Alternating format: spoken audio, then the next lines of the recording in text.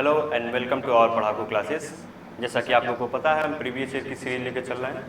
शुरू करते हैं आज अपने अगले पेपर और पहले क्वेश्चन के साथ। ठीक है, पहला क्वेश्चन है हमारा कि the distance between two cities A and B is 480 kilometre.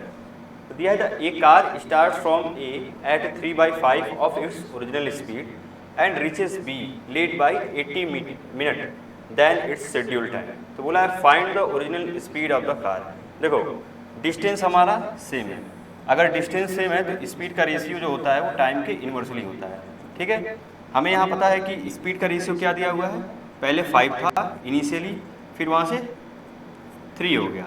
ठीक है, तो टाइम इसका इन्वर्स हो जाएगा, टाइम का क्या होगा 3 to 5 हो जाएगा। तो कितना, ये 2 यूनिट लेट गया, 2 यूनिट लेट गया। इसकी वैल्यू कितनी दी हुई है, इसका वैल्यू दिया हुआ है 80 मिनट दिया हुआ है। तो हम इसको अभी मिनट में ही रहने देते हैं। तो 1 यूनिट की वैल्यू यहाँ से कितनी आएगी 40। ठीक है, तो जो हमारा यूजुअल टाइम है वो कितना आ जाएगा 3 × 40 बाई कितना आ जाएगा 60। यह आ जाएगा, ये जो वैल्यू आएगी ये आएगी आवर में।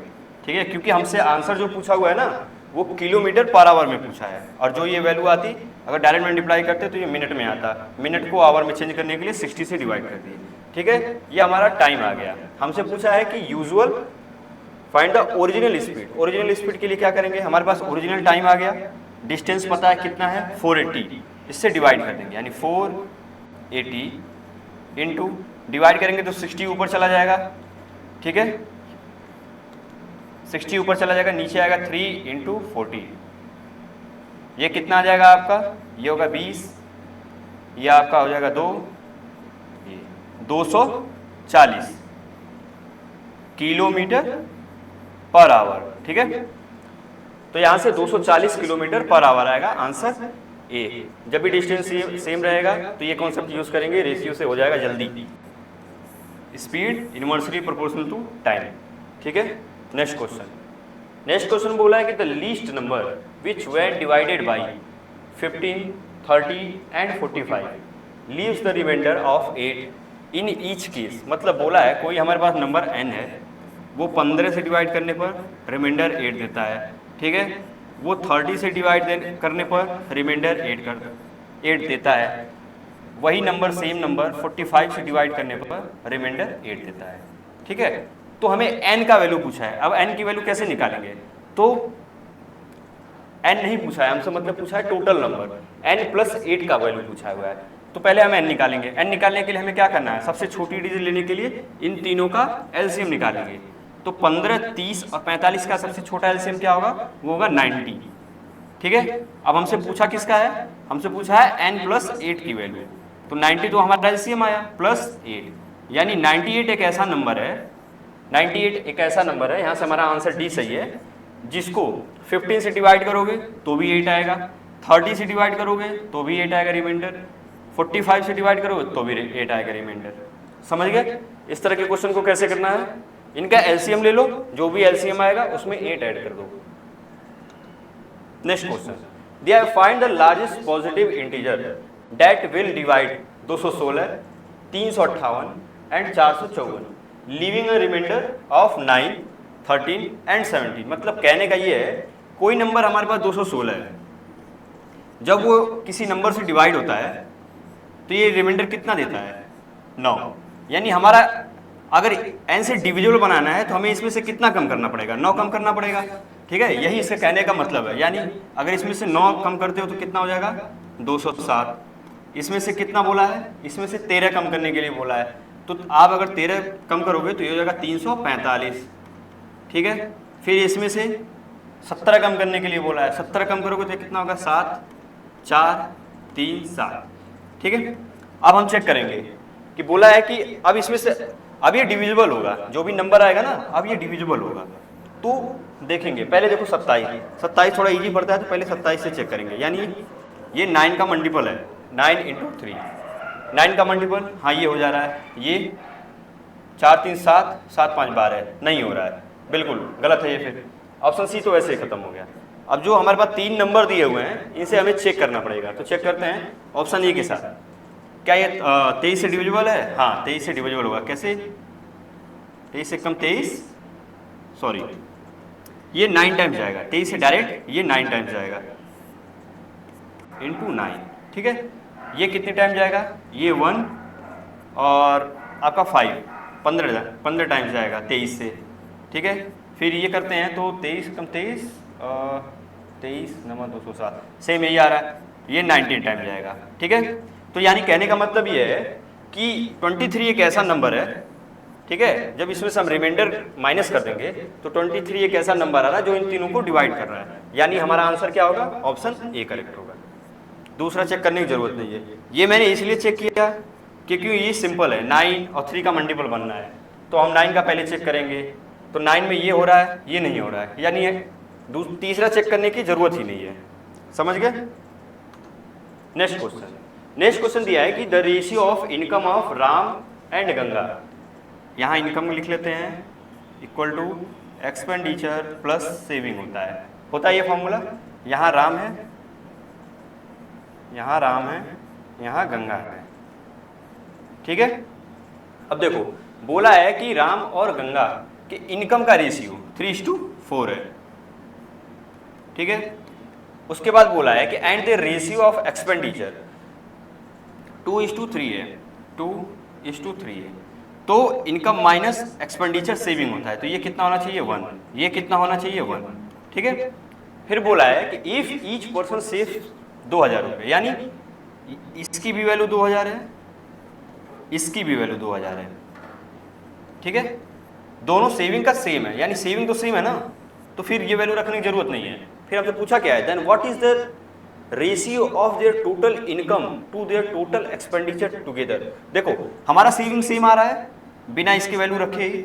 अगर देखो ये वैल्यू नहीं रखते तो हमसे बोला है कि जो इनके सेविंग का रेशियो है ना वो 2000:2000 है, यानी सेम है, या तो 1:1 हो या फिर 3:3 हो, कुछ भी हो, 1:1 आना चाहिए। तो 1:1 आ रहा है, तो हम सॉल्व नहीं करेंगे, हमसे डायरेक्ट रेशियो पूछा है इनकम इस टू एक्सपेंडिचर दोनों के सम का। तो यहाँ कितना आ जाएगा? 7:2, ये कितना आ जाएगा? 5। क्या है आंसर? आंसर बी है यहाँ से, ठीक है। नेक्स्ट क्वेश्चन नंबर 5 है, दिया हुआ है कि G gives ₹X in a scheme which gives 12% return.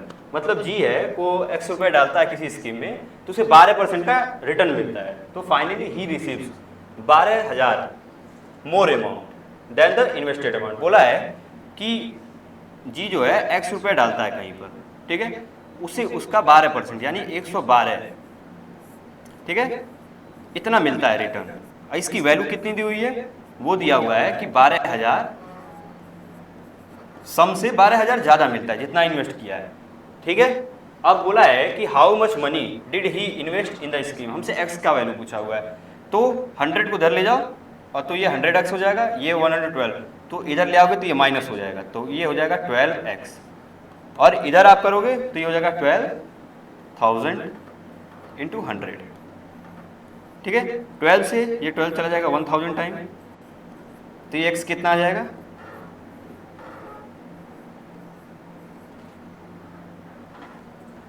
Option B, यहां से ऑप्शन बी आ जाएगा, ठीक है। देखो ये बहुत सिंपल सा है, बस क्वेश्चन पढ़ना, क्वेश्चन समझोगे, क्वेश्चन पढ़े और क्वेश्चन समझ गए तो ये तुरंत हो जाएगा, वरना क्वेश्चन में फंस जाओगे।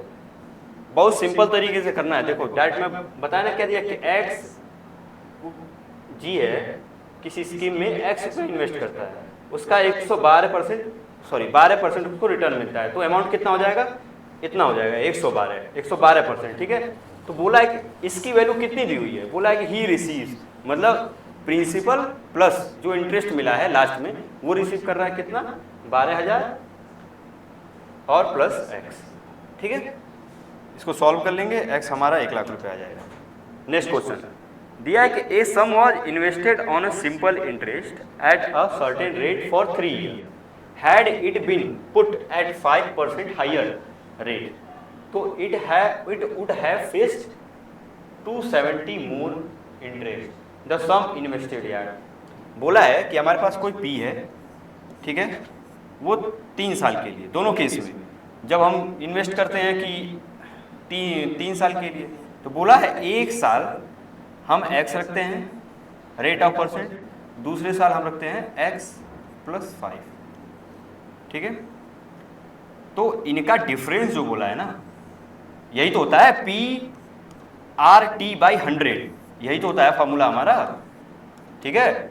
ये हमें वैल्यू दिया है 270, ठीक है। वैसे आप करते तो अलग अलग निकालते, वैसे हमें P और T पता है तो हमें R में ही तो डिफरेंस लेना पड़ेगा, तो इसका वैल्यू हमें 270 दिया हुआ है, तो यहाँ से हमारा P निकल जाएगा। डिफरेंस कितना होगा, ये 5 आ जाएगा, मतलब 1/20, ये 3 से इधर काट लो 90, तो 9 दूनी 18, तो P कितना आ जाएगा 1800, हमारा 1800 रुपये, ठीक है। ऑप्शन सी यहाँ से करेक्ट है। समझ गया ना कैसे हुआ है। देखो पहले हम x% पर कर रहे थे तो PRT/100 होता, ठीक है, फिर उसकी वैल्यू जो भी होती हम अभी मतलब नहीं है। फिर नेक्स्ट हम क्या किए, P और T, R कितना हो गया हमारा x + 5 हो गया, तो जब दोनों को माइनस करोगे तो P और T तो कॉमन आ जाएगा, x - 5 और x का डिफरेंस लोगे तो 5 आ जाएगा। वही मैं यहाँ किया हूँ डायरेक्ट, इसको समझिएगा आप। Next question, find the yearly rate of compound interest at which 2400 amounts to rupees इतना in a duration of 3 year. देखो जब भी कंपाउंड इंटरेस्ट निकालना हो, 1 साल के लिए निकालना होता है तो क्या होता है x से y, 2 साल के लिए निकालना होता है तो क्या होता है x² से y², 3 साल के लिए निकालना होता है तो x³ से y³ होता है ना ये। तो इसी पर ये क्वेश्चन है कि 2400 से ये अमाउंट 3650.1 हो जा रहा है 3 साल में। तो रेट पूछा है, रेट पूछने के लिए पहले तो हमें 1 साल में देखना पड़ेगा कितना हो रहा है। तो इधर से 0 इधर भी 10 से मल्टीप्लाई कर लो, इधर भी 10 से मल्टीप्लाई कर लो, तो ये कितना आ जाएगा आपका, ये 1 हो जाएगा, ये 2400 हो जाएगा। अब इसे 3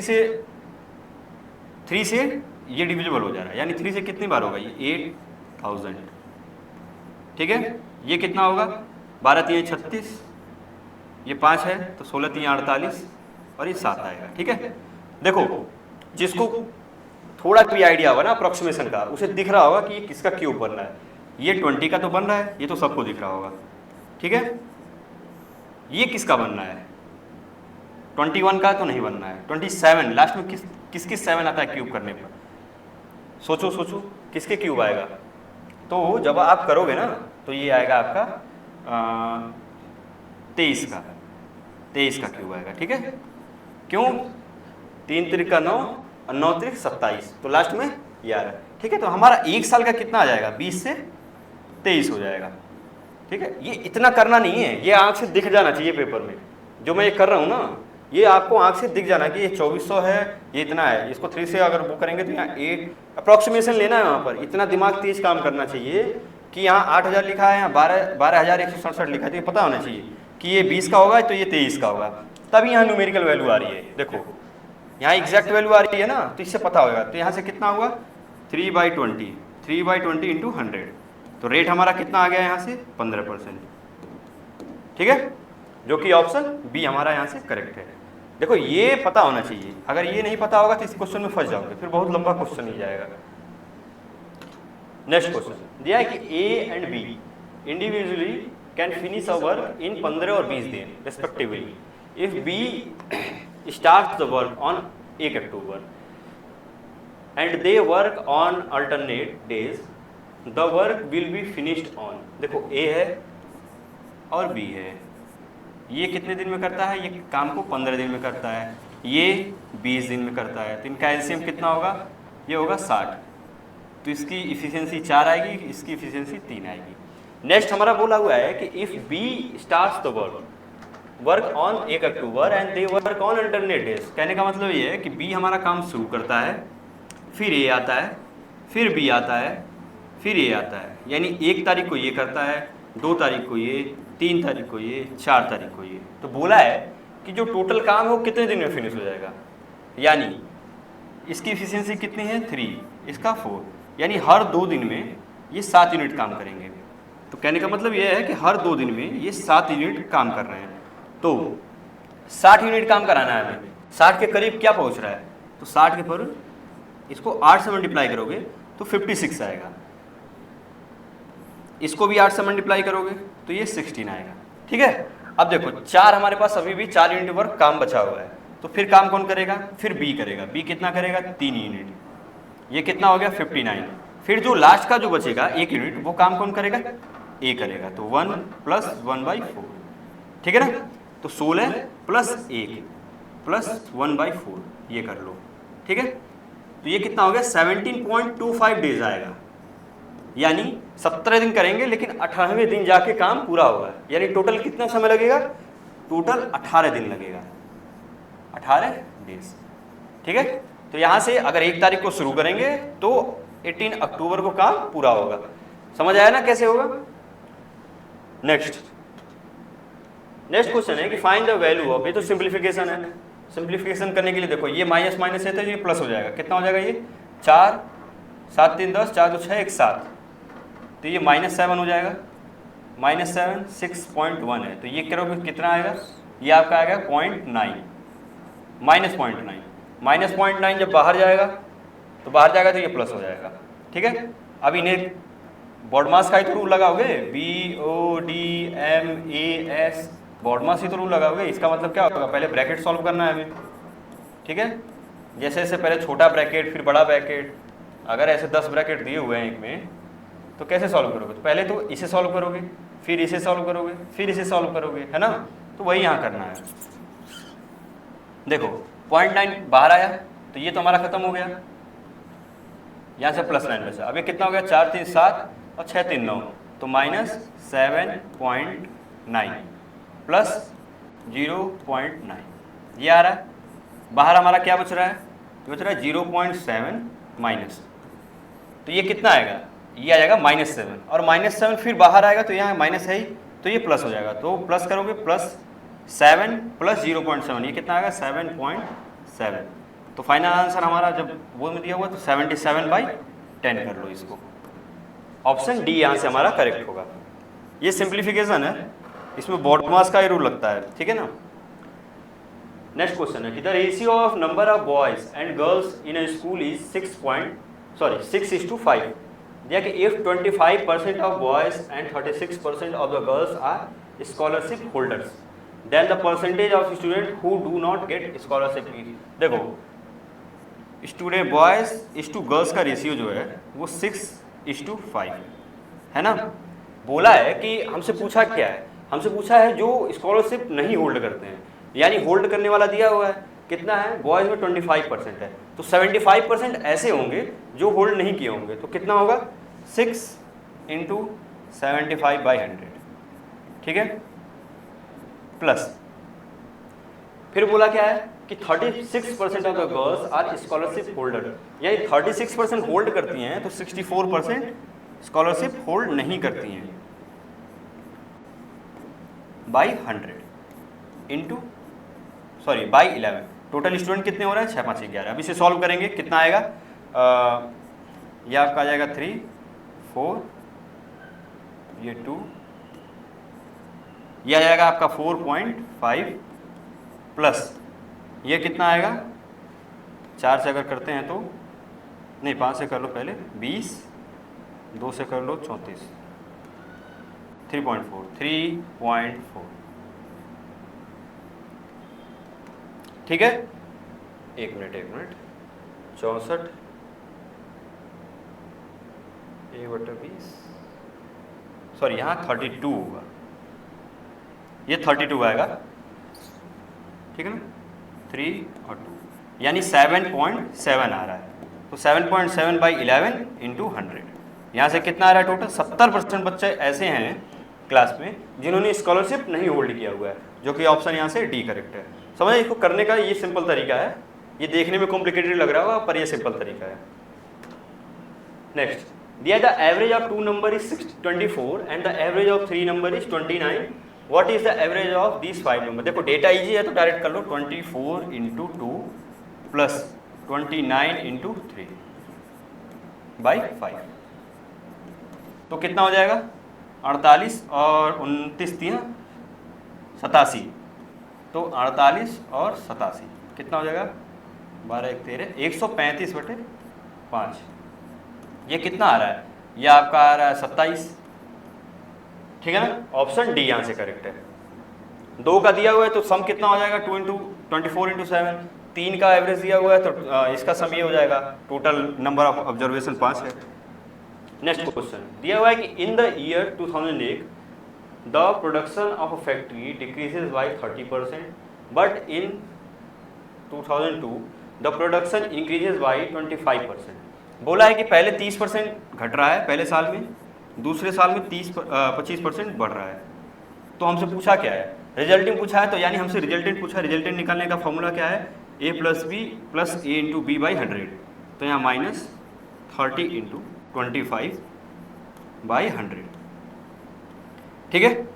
तो ये कितना हो जाएगा, यहाँ से आएगा 5 -5 प्लस ये कितना आ जाएगा, ये आपका आएगा 25 × 75 750, यानी 7.5। ये माइनस नहीं होगा, सॉरी ये प्लस नहीं होगा, माइनस होगा। तो यहाँ कितना आ जा रहा है, ये आपका आ जा रहा है -12.5, यानी अगर वैल्यू माइनस में आ रही है तो डिक्रीज होगा, जो कि इंक्रीज होगा नहीं, डिक्रीज 12.5। ऑप्शन डी यहाँ से करेक्ट है, ठीक है ना। नेक्स्ट क्वेश्चन दिया है कि a shopkeeper marks his item with prices 60% more than their CP.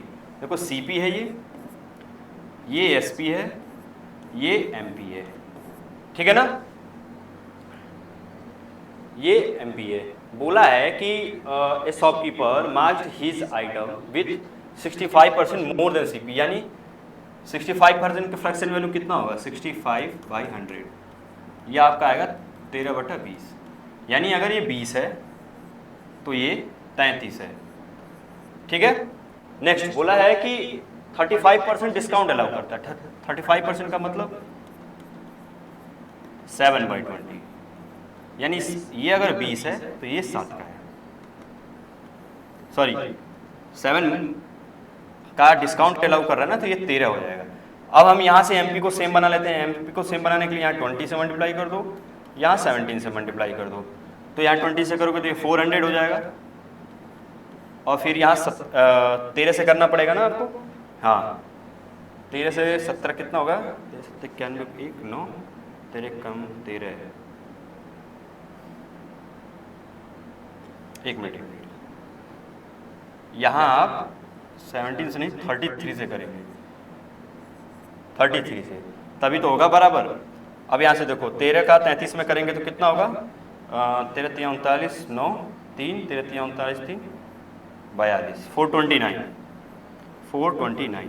अब परसेंटेज में निकालने के लिए 4 से डिवाइड कर लो। 4 से डिवाइड करोगे तो ये 100 हो जाएगा। ये आपका आएगा 1 और 0 7 चौक 28.25, यानी 7.25 का इसे प्रॉफिट होगा। ऑप्शन सी यहाँ से करेक्ट है, ठीक है। नेक्स्ट क्वेश्चन है, और इसे मैं एक तरीके से बताऊंगा करना, ठीक है ना। कैसे कि दिया है, find the CP of a painting और spherical ball of radius 40 centimetre at a rate of ₹10/सेंटीमीटर। देखो ऐसे निकालने के लिए तो तुम्हें ये निकालना पड़ेगा 4πr², फिर इसमें जो आएगा 10 का मल्टीप्लाई कर दो तो आंसर आ जाएगा। लेकिन मैं बता रहा हूँ, देखो इसमें कुछ भी करोगे तो पाई आ रहा है, पाई में 22 दिया हुआ है। 22 का मतलब कितना होगा 11 का मल्टीपल आएगा जो भी आंसर आएगा। तो चेक करते हैं, देखो यहाँ कितना हो रहा है 6 2 8 4 2 8, यानी हमारा पहला ही आंसर मैच कर जा रहा है, ठीक है। 11 का मल्टीपल आया यानी हम पहला ही आंसर हमारा मैच कर जा रहा है। अपनी संतुष्टि के लिए और चेक कर लेते हैं, क्या पता 2 आंसर मैच कर रहा तो फिर हमें पूरा करना पड़ेगा। दूसरा मैच कर रहा है 4 - 2 नहीं हो रहा है, ये कितना 4 - 9 नहीं हो रहा है, ये कितना हो रहा है 5 और ये 7 नहीं हो रहा है, यानी ऑप्शन ए यहाँ से करेक्ट है, ठीक है। ये बहुत इजी वे है, वरना ये फार्मूला लगा के, फार्मूला मैं लिख दिया हूँ, जिनको फार्मूला से करने का मन है वो कर सकते हैं, लेकिन जिन्हें जल्दी करना है, स्मार्ट अप्रोच अपनाना है, वो ये तरीका है। नेक्स्ट क्वेश्चन भी कुछ इसी तरह से है, उसका भी तरीका पहले मैं बताऊंगा कैसे इसे सॉल्व करना है, फिर मैं बताऊंगा शॉर्ट ट्रिक से कैसे करेंगे। देखो how many meter of cloth 6 है, कोई कपड़ा होगा, ठीक है, तो एक तो लेंथ होता है वो हमेशा रेक्टेंगुलर फॉर्म में होता है। जब उसे खोलोगे तो कपड़ा हमेशा रेक्टेंगुलर फॉर्म में होता है। तो बोला है कि will be required to make a conical tent, radius of whose base is 6 meter and height is इतना।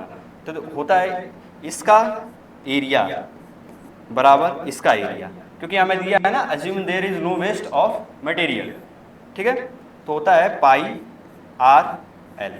अब एल निकालने के लिए हमें रेडियस पता है, हाइट पता है, एल निकालने के लिए क्या होगा under root H square plus R square, ठीक है। तो यहाँ से एल निकल जाएगा। देखो ये तो कर लोगे तुम, क्योंकि हमें यहाँ से ब्रेथ दिया हुआ है, लेंथ निकाल लो, ब्रेथ की वैल्यू पुट कर लो, आर की वैल्यू पुट कर लो, इसकी वैल्यू पुट कर लो। लेकिन अब देखो इसमें भी पाई दिया हुआ है, पाई का मतलब कितना हुआ 22/7। 22 कितना होता है 11 × 2 22/7, ठीक है। देखो नीचे तो सब 7 7 7 7 दिया हुआ है, कोई दिक्कत ही नहीं है। अब ऊपर देखते हैं कि कौन सा इन्हें जोड़ने पर 11 से डिविजिबल हो रहा है। तो 3 कोई एक ही होगा, क्योंकि 2 3 4 1 दिया हुआ, बहुत डिफरेंस नहीं है, तो कोई एक ही आंसर होगा इसमें से। तो कितना होगा 7 7 × 21 प्लस 3। देखो 217 तो आ रहा है। अब देखो 217 में 3 ऐड करो, पहले तो इसे डिवाइड करो, किससे 11 से। 11 से डिवाइड करोगे तो कितना आएगा, या ऐसे ना करके इसे ऐड ही कर लो, कितना आएगा 2 2 0।